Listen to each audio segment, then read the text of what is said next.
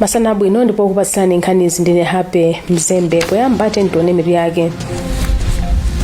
Nthambi zotengera milandu ku khoti zikuyenera kuchita chiganizo pa za nthawi yomwe zitengere mlandu wobetsa 750 miliyoni kwacha yogula fetereza wa AIP mchaka cha 2022. Mkulu wakale wa banki yaikulu mdziko lino Dr. Dalitso Kabambe wadakhulupirira kuti khonsolo iliyonse itamalandira 100 biliyoni kwacha kukhoza kuthandiza kuti ntchito za makhonsolowa ziziyenda bwino. Anne Mumba, mkazi wa malemu Profesa Peter Mumba akuluwana awapeza olakwa pa mlandu wokupha amuna awo. Mzamasewero, FAM yasankha Kalisto Pasuwa kukhala mphunzitsi wa timu ya dziko lino ya osewera osadutsa zaka 23 kuti atengere timu ku mpikisano kosafa wa chaka chino. Tikhale limodzi. Ofesi ya mlangizi wa boma pa nkhani ya malamulo yati ofesi zomwe zimatengera anthu ku khoti ndizo zikuyenera kupanga chiganizo chozenga mlandu anthu omwe anakhudzidwa ndi nkhani yobetsa 750 miliyoni kwacha za fetereza umndondomeko ya AIP mchaka cha 2022.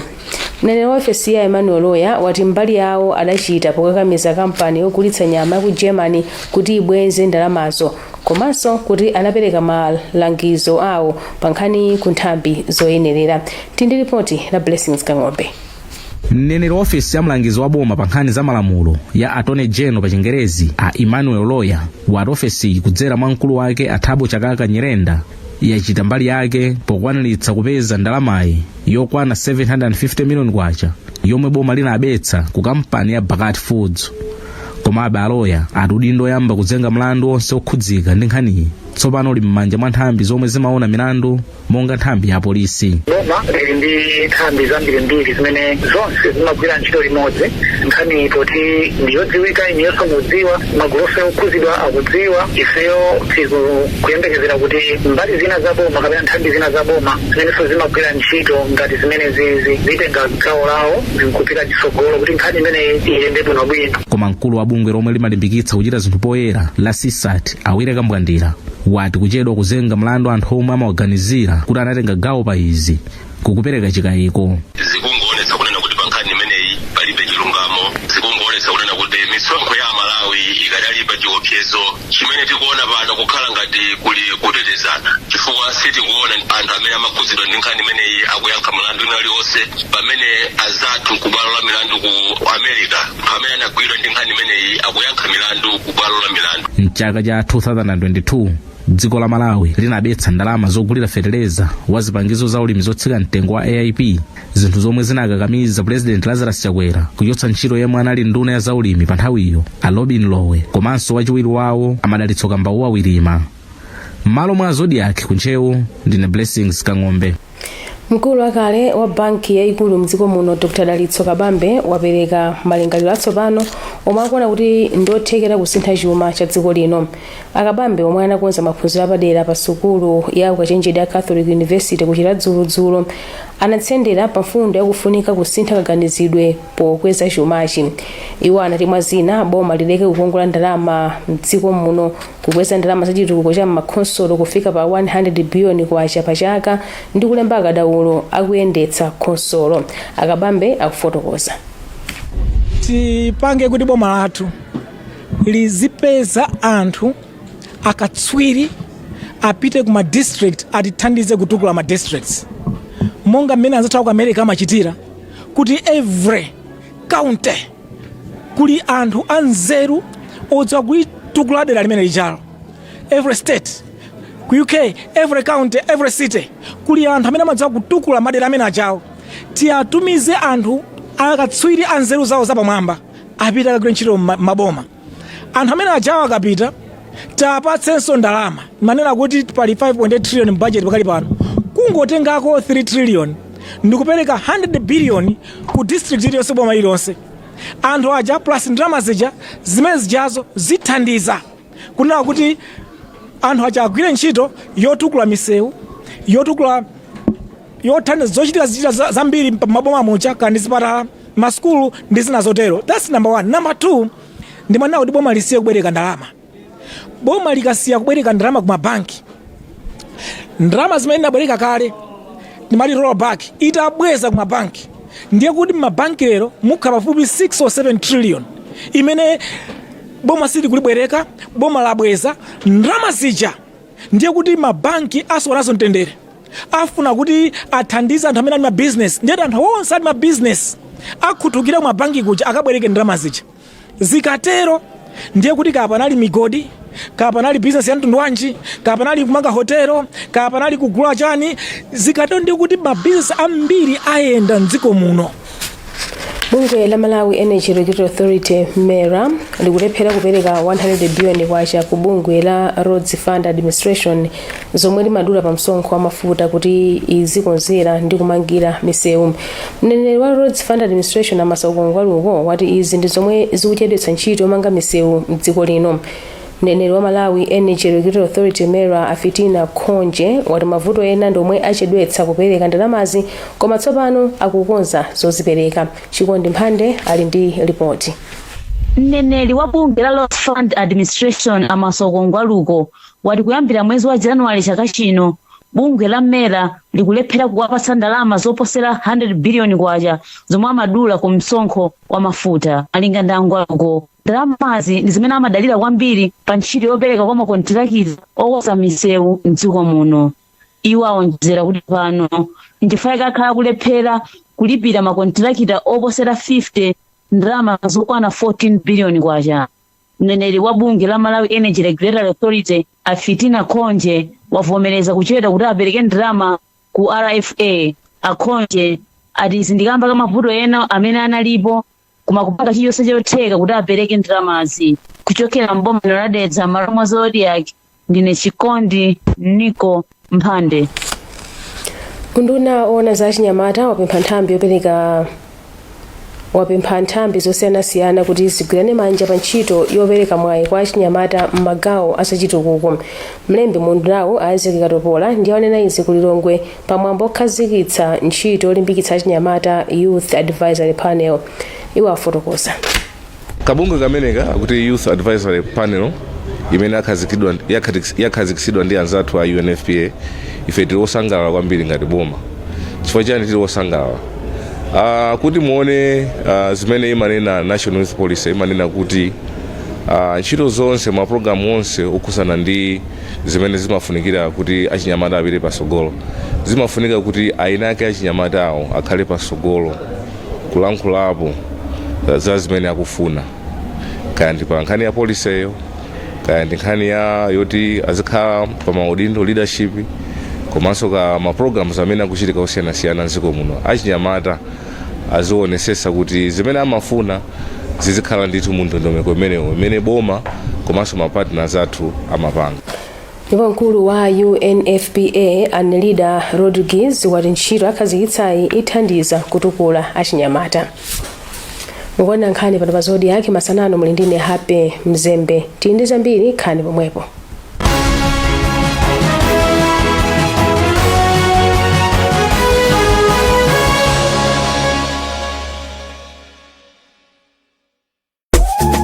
Alimi ambiri akupindula ndi ulimi wa mbatata yofira nkati, orange fresh sweet potato, moti ndalama sikuwatalikira. Mabanja awo ali ndi matupi athanzi.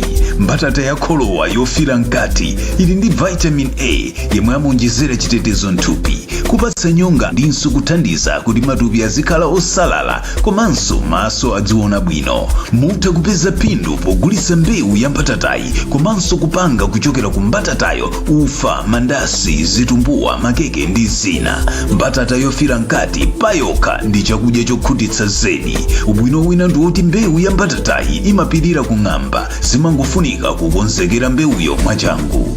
Imachita bwino madera onse mdziko muno podalira mvula komanso ulimi wa nthirira. Mbatata yofira nkati ndi chuma, chakudya komanso thanzi. Uthengawu akukupatsirani ndi International Potato Center ndi thandizo lochokera ku The Embassy of Ireland komanso 1CGIAR ku projekti ya Ukama Ustawi.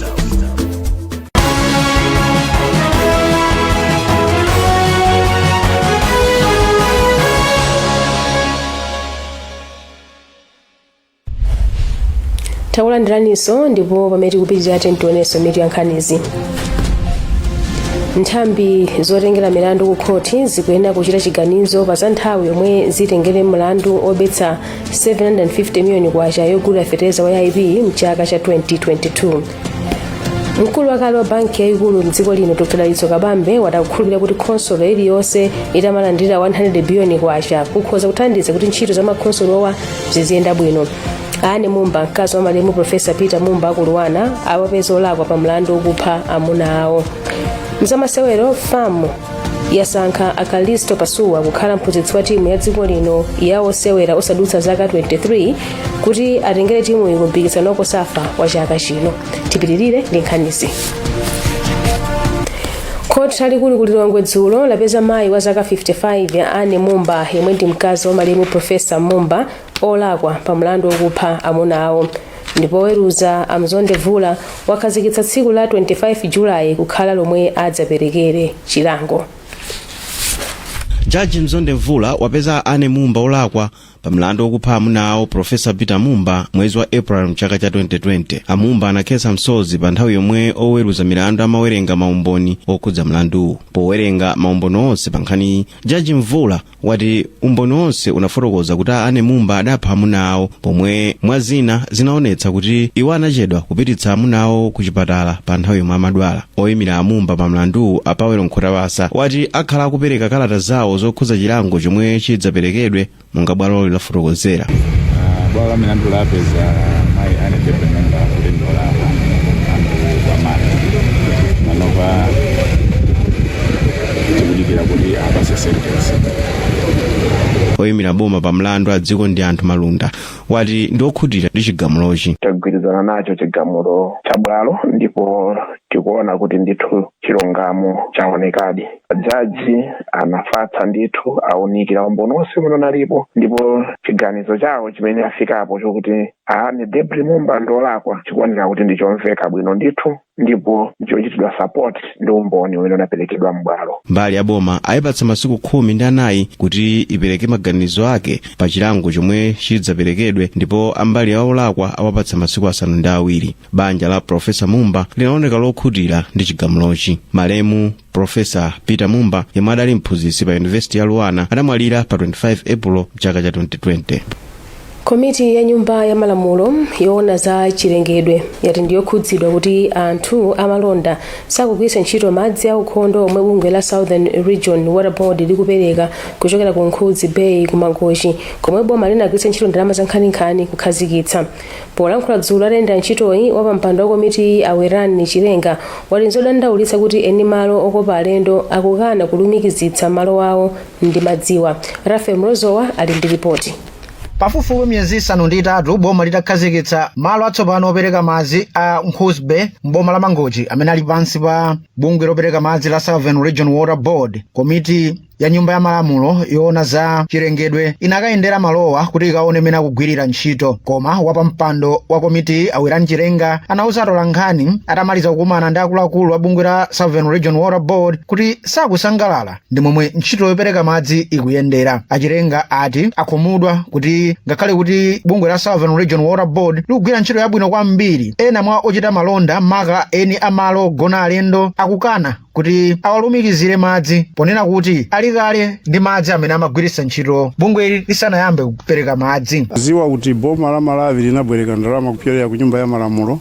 Ndalama zimene ya Southern Region Water Board anagwiritsa ntchito kupanga project imene timati ya Nkhuzi Bay. Mavuto limene talipeza ndiloti a Water Board, Southern Region Water Board atapanga zonse kuwalumikiza maloji ndi mahotelo ena akana kuti fesiti kufuna kuti tilumikizidwe kumazi ya Southern Region Water Board chifukwa tili ndi mazi athu tikukumba muzisime. Pampando wa bungwe la Southern Region Water Board a Brown Mpinganjira anati izi nzodandaulitsa chifukwa ndi madzi ochepa chabe amene anthu akutenga pamene iwo ali ndi kuthekera kupereka madzi ochuluka. Zimene anati ngakhale kuti malamulo ali mbali yawo kuti akhonza kutsekesa malo enawo, iwo akhala akukambirana ndi eni malowa. Boma linayesetsa kwambiri kupeza ngongole kuti anthu adera lino akhale ndi madzi abwino.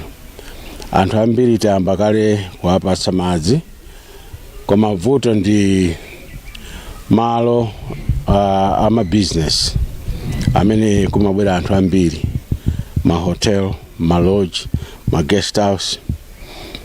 Amenewa ndi amene mpaka pano sakugwiritsa ntchito madzi abwino. Ntchitoyi inagwiridwa ndi ndalama za ngongole zimene nyumba ya malamulo inavomereza zochokera ku banki ya Kuwait Fund for Arab Economic Affairs, ndipo zinali ndalama pafupifupi $16 million za mdziko la America. Malo mwa ZBS ndi Rafael Mlozowa.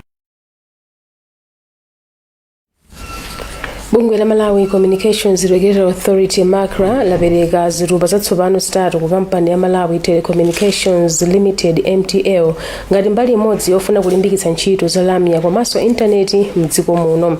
Mkulu wa bungwe la MACRA Daud Suleiman wati kampani ya MTL ndi nsanamira pa ntchito za lamya komanso intaneti, choncho nkuyenera kuyithandiza mokwanira kuti ikwaniritse masomphenya ake olimbikitsa zinthu zamakono mdziko lino. Christopher Sande ali ndi ripoti. Mkulu wa bungwe la MACRA Daud Suleiman wati kampani ya MTL ndiyofunika kwambiri pa chitukuko cha dziko lino maka pa nkhani za intaneti komanso lamya. Suleiman akuganiza kuti zitupa zomwe apereka ku kampani zilimbikitsa kutukula ntchito za lamya komanso intaneti dziko lino. Lero ndi tsiku lonyaditsa kwambiri limene ife ngati aku MACRA tadzapereka zitupa zitatu ku kampani imene ya MTL. Kampani ya MTL ndi manthu weniweni wa ntchito za lamya Malawi muno, ntchito za intaneti Malawi muno, makampani ambiri, mabanki komanso ena ndi ena ndoti amagwiritsa ntchito zipangizo za kampani imene ya MTL. Ndiye ife poona kuti MTL malaisensi awo atatha, anabwera kudzapempha kuti tiunikenso ngati kuli kotheka kuti ku MACRA titha kuwapatsa license ya nyuwani. Tayenda nawo ndithu mu zaka ziwiri zapitazi kuunikirana kuti timvetsetse bwinobwino kuti cholinga chawo nchotani pamene akufunanso kuti abwerere pa msika pamenepa. Kampani ya Press Corporation yomwenso imayang'anira MTL Ronald Mangani ati ali ndi chikhulupiriro kuti zitupa zatsopanozi zipereka mwayi waukulu ku kampani kuti itukule ntchito za intaneti komanso lamya mdziko lino. Kupeza kwa malaisensi atatu amene wakuthandiza MTL kuti sopano iyambe kutha kugwira ntchito zake bwinobwino kutumikira Malawi. Ndine Christopher Sandi. Tsopano tioneko nkhani za masewero.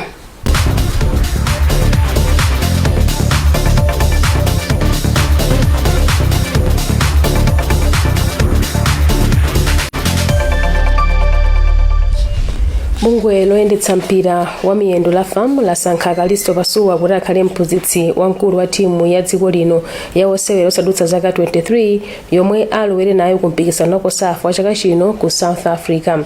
Malinga ndi kalata yomwe bungwe latulutsa, Apasuwa azithandizidwa ndi Bob Mpinganjira ndi Richard Mwansa, pamene Taonga Chimodzi amutenga ngati wochita zakafukufuku komanso Fisher Kondowe mwa aphunzitsi ena.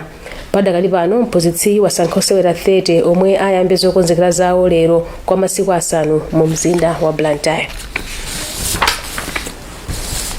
Abaso ndipo pamapeto pa nkhanizi masanano koma tisanasiyane tintoneso mitu yake. Nthambi zotengera milandu ku khoti zikuyenda kuchita chiganizo pa za nthawi yomwe zitengere mlandu wobetsa 750 miliyoni kwacha yogulira fetereza wa IB mchaka cha 2022. Mkulu wakale wa banki yaikulu mdziko lino Dr. Dalitso Kabambe wati akukhulupirira kuti khonsolo lililonse litamalandira 100 biliyoni kwacha ikhoza kuthandiza kuti ntchito za makhonsolowa ziziyenda bwino.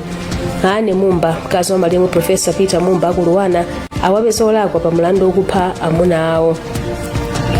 Mzamasewero, FAM yasankha Kalisto Pasuwa kukhala mphunzitsi wa timu ya dziko lino ya osewera osadutsa zaka 23 kuti atengere timuyi ku mpikisano wa COSAFA wa chaka chino.